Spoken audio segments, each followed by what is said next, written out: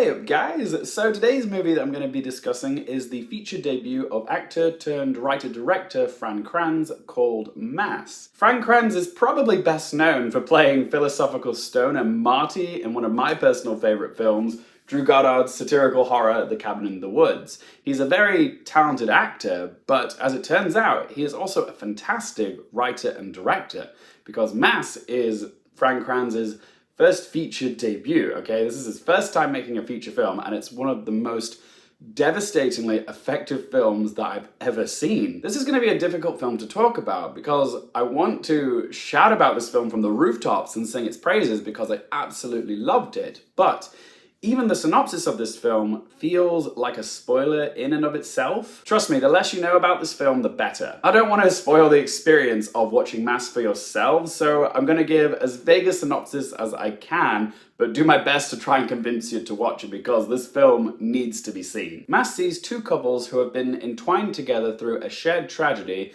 come together in the basement room of a church to talk about what happened to them. Nobody wants to be there, but they know they need to do this in order to find some answers, peace, or a sense of closure on what happened to them. Films like Mass don't come around all too often. A stripped back, minimal, one-location drama told in real time and driven by four powerhouse performances. The quartet of characters are played by four incredible character actors. The first couple, Jay and Gail, are played by Jason Isaacs and Martha Plimpton, and the second couple, Richard and Linda, are played by Reed Birney and Ann Dowd, and every single one of them is outstanding. This is some of the best screen acting I have ever seen, and I think that's largely because, well, firstly, the writing is so well written. It ebbs and flows organically, it avoids melodramatic cliches, and smartly sidesteps any political discussion, but also it gives every character their chance to shine. And secondly, the setup and premise of Mass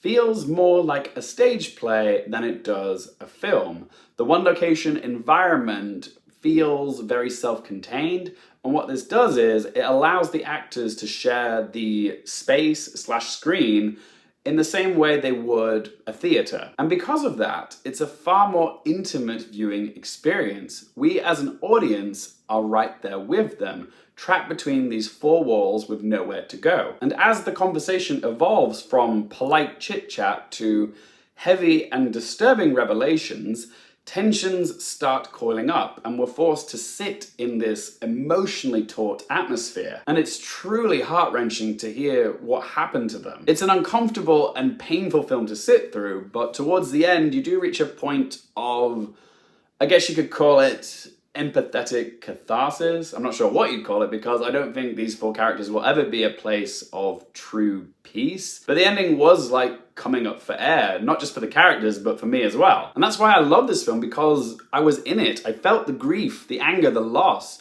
It took me on an emotional journey unlike anything I've ever experienced watching a film before. I was so moved by it, by the simplicity, by the lack of flashy direction from Kranz.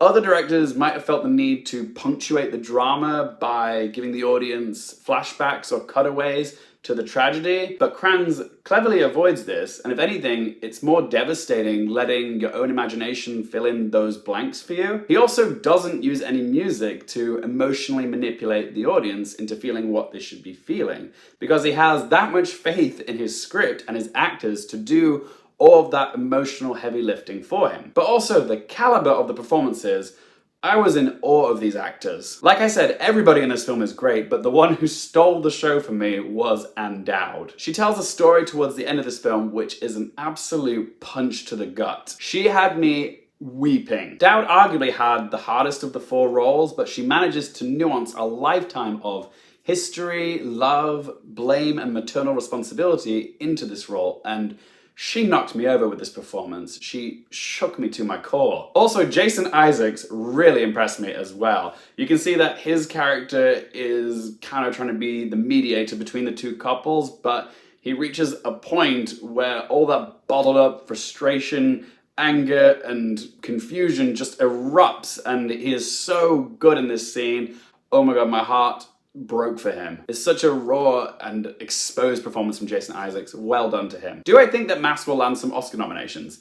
Here's the thing, it should be Oscar nominations all around for the cast, but because this is a first feature debut from Kranz, Mass might struggle to pick up the momentum and attention that it needs in order to secure nominations. But the word of mouth for this film is exceptional. People are being very vocal about Mass on social media, particularly film Twitter, which could result in getting some acting nominations.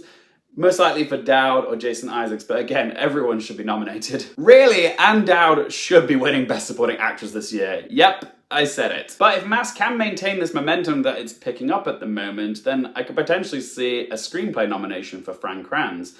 A directing nomination is out of the question because it's way too stacked, but they might want to acknowledge his efforts, and a screenplay nomination is where he's most likely to be nominated. I would love to see Mass get a Best Picture nomination, but like I said, it's not really a traditional Best Picture nominee, and it is such a stacked year. Even with 10 slots, I think Mass would struggle to make the cut. It should be nominated for Best Picture, but I think it's a long shot. So let's ask them 3 questions. Firstly, would I watch this again?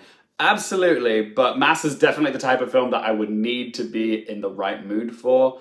It's a very heavy watch, but the performances are so good. It's some of the best acting I've ever seen, and I do want to revisit it someday. So yes, I will watch it again someday when I'm in the mood. Question 2, do I recommend it for you guys? Oh my god, yes. Yes, it is a film which is uncomfortable to sit through, and you're probably thinking, why would I want to subject myself to that? Well, it's a film that makes you feel alive because of it. It makes you feel those deepest emotions, anguish, heartbreak, pain, so much pain. And yes, those things do suck, but those things make you feel alive. It feels so real as you're watching it. It's just some of the most honest and gripping storytelling there is. And weirdly, because it's such a bread and butter approach to storytelling, it's actually quite refreshing to watch a film as modestly down-to-earth as Mass. It's going to be on Sky and Now TV later this year. Please do give it a watch, guys. This is one not to be missed. And third question, what score would I give it out of 10?